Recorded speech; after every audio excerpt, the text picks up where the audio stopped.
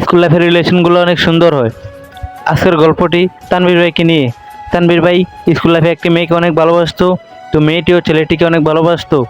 তো মেয়েটির বাবা ছেলেটির ভালোবাসা মেনে নিতে পারে নাই, কারণ ছেলেটি গরিব আর মেয়েটি হলো ধনী।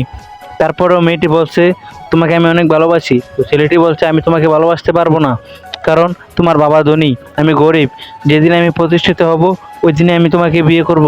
এই কথা বলে ছেলেটি চলে গেল।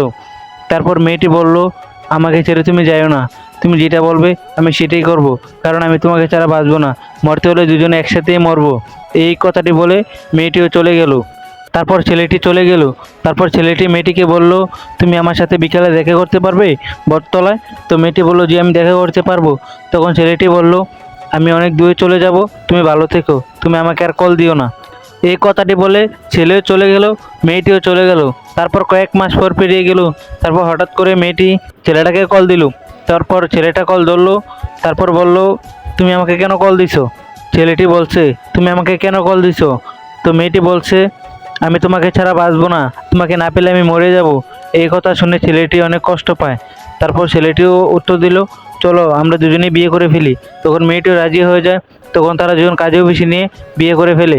তারপরে হঠাৎ করে মেয়েটি চাচা দেখে ফেলে। তখন ছেলেটিকে মারধর করে এখান থেকে বের করে দিয়েছে। এখান থেকে নিয়ে মেয়ের চাচা মেয়েটিকে অন্যখানে বিয়ে দিয়ে দিল।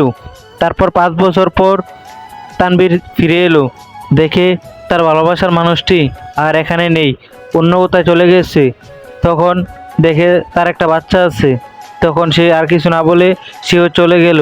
এটাই ছিল তাদের ভালোবাসা।